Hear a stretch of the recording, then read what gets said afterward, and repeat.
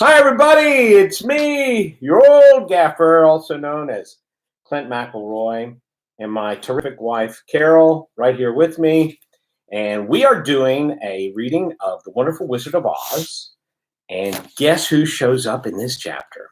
I know they've shown up before, but this time we find out a little bit more about them.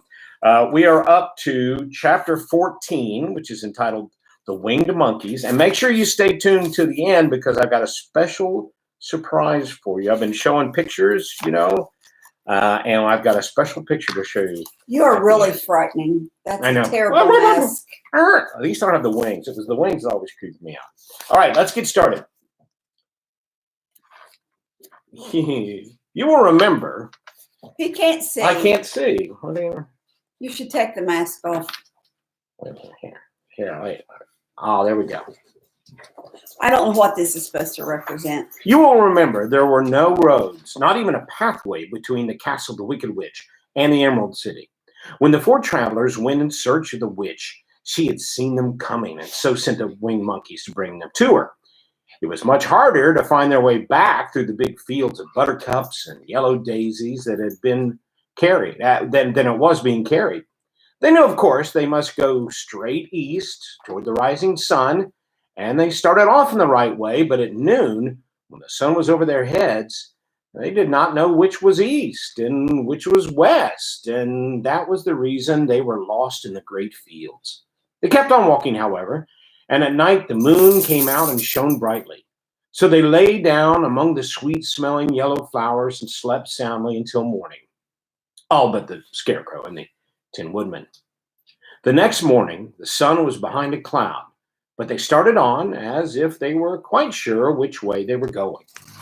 If we walk far enough, said Dorothy, I am sure we shall sometime come to some place.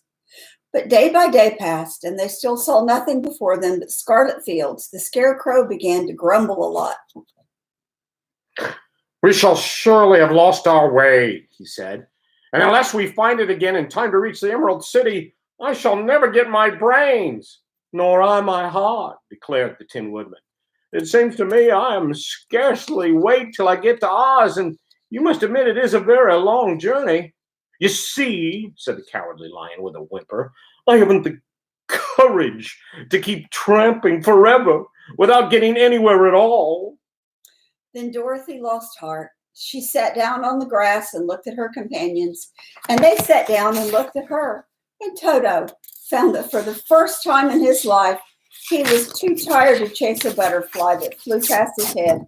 So he put out his tongue and panted like Homer and looked at Dorothy as if to ask what should they do next. Suppose we should call the field mice, she suggested. They could probably tell us the way to the Emerald City. To be sure they could, cried the Scarecrow. Why didn't we think of that before? Dorothy blew the little whistle she had always carried around her neck since the Queen of the Mice had given it to her. In a few minutes, they heard the pattering of tiny feet, and many of the small gray mice came running up to her. Among them was the Queen herself, who asked in her little squeaky voice, What can I do for my friends? We have lost our way, said Dorothy. Can you tell us where the Emerald City is? Certainly, answered the Queen, but it is a great way off, for you have had it at your backs all the time. Then she noticed Dorothy's golden cap and said, Why don't you use the charm of the cap and call the winged monkeys to you? They will carry you to the city of Oz in less than an hour. I didn't know there was a charm, answered Dorothy in surprise. What is it?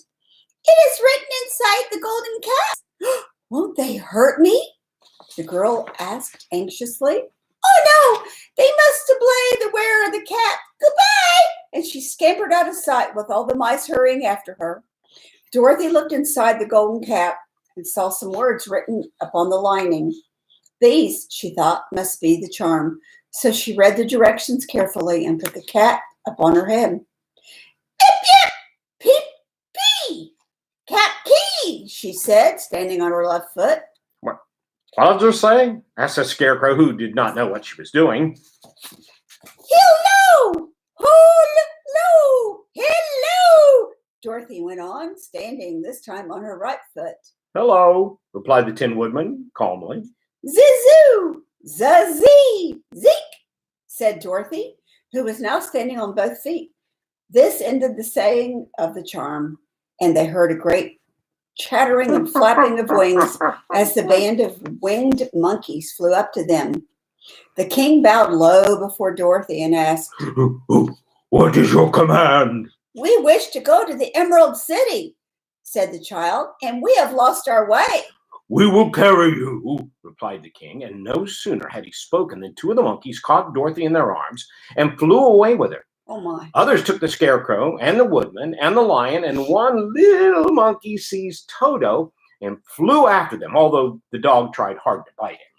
The Scarecrow and the Tin Woodman were rather frightened at first, for they remembered how badly the winged monkeys had treated them and had a fine time looking down at the pretty gardens in the woods far below them.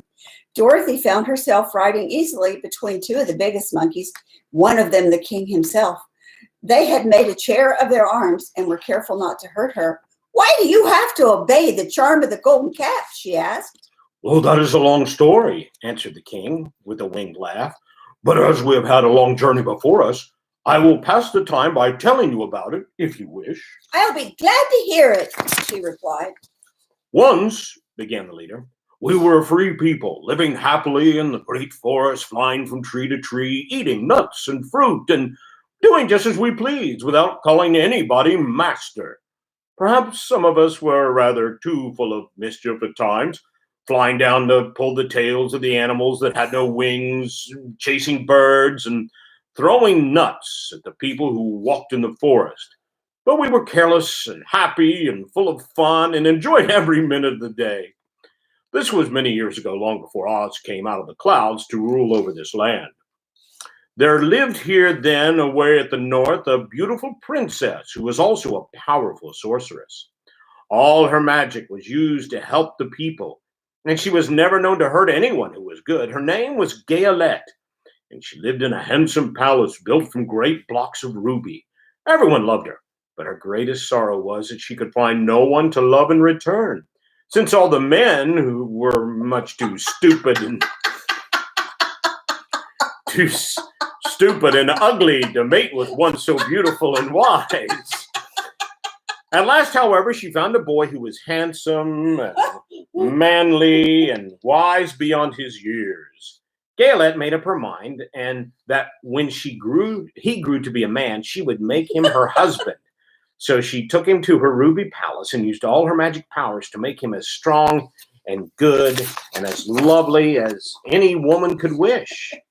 Much like you wished and got me. When he grew to manhood, Quelala, as he was called, was said to be the best and wisest man in all the land. I wonder if that's like Quelly.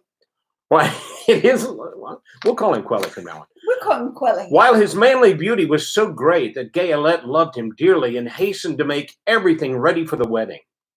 My grandfather was at the time the king of the winged monkeys, which lived in the forest near Gayelette's palace, and the old fellow loved a joke better than a good dinner. One day, just before the wedding, my grandfather was flying out with his band when he saw Quelle walking beside the river. He was dressed in a rich costume of pink silk and purple velvet, and my grandfather thought he would see what he could do. At his word, the band flew down and seized Quelle and carried him in their arms until they were over the middle of the river and dropped him into the water. Poor Quelly. "Swim out, my good fellow," cried the grandfather, "and see if the water has spotted your clothes." Quelly was much too wise not to swim, and he was not in the least spoiled by all of his good fortune. He laughed, and when he came to the top of the water, he swam into shore. But when Gayelette came running out to him, she found his silks and velvets all ruined by the river. The princess was angry, and she knew, of course, who did it. She had all the winged monkeys brought before her, and she said at first that their wings should be tied, and they should be treated as they had treated Quelle, and dropped in the river. But my grandfather pleaded hard, for he knew the monkeys would drown in the river with their wings tied, and Quelly said a kind word for them also, so that Gaeled finally spared them, on the condition that the winged monkeys should ever after do 3 times the bidding of the owner of the golden cap. This cap had been made for a wedding present to Quelly, and it is said to have cost the princess half her kingdom. Sort of a prenup. Of course, my grandfather and all the other monkeys at once agreed to the condition, and that is how it happens that we are 3 times the slaves of the owner of the golden cap, whoever he or she may be. And what became of them? Asked Dorothy, who had been greatly interested in the story. Oh, Quelly being the first owner of the golden cap, replied the monkey, he was the first to lay his wishes upon us. As his bride could not bear the sight of us, he called us to him in the forest after he had married her, and ordered us always to keep where she could never again set eyes on a winged monkey, which we were glad to do, for we were all afraid of her. This was all we ever had to do until the golden cap fell into the hands of the wicked witch of the west, who made us enslave the Winkies and afterward drive Oz himself out of the land of the west. Now, the golden cap is yours, and 3 times you have the right to lay your wishes upon us. As the Monkey King finished his story, Dorothy looked down and saw the green, shining walls of the Emerald City before them. She wondered at the rapid flight of the monkeys, but was glad the journey was over. The strange creatures set the travelers down carefully before the gate of the city. The king bowed low to Dorothy and then flew swiftly away, followed by all his band. That was a great ride, said the little girl. Yes, and a quick way out of our troubles, replied the lion. How lucky it was you brought away that wonderful cap. There you go. That's chapter 14. Now I want to show you a picture, and this is a very appropriate picture. This is from a production of The Wizard of Oz that me and the boys did. If you notice, there I am as the wizard. Justin is Lord Growly, the mayor of the Emerald City. Griffin was the Munchkin coroner, and yes, he did sing as coroner. And we didn't have a very big budget, so Travis was the only winged monkey. His name was Tibia in our version. So that was a great production. We had a great time doing it. And have you ever seen that before? It's very cute. Very cute. Yep. Griffin always looks like the baby angel. No matter what he does, he's the baby angel. He is the baby angel. So there you have it. Thank you, Carol, for doing this with me. You're welcome. It's always a lot more fun when you're doing it. I'm sorry I laughed about. No, that was somehow appropriate. The queen or. We will see you back here 5:30 tomorrow evening. We'll do chapter 15. They are right there getting close to the Emerald City. We'll see what happens. So as I always tell you, stay safe, stay healthy. And, we're getting ready to go into what a lot of people are calling the worst week yet. Yes, this is for everybody. Just stay strong, stay healthy, and no matter how dark it gets, try to choose joy.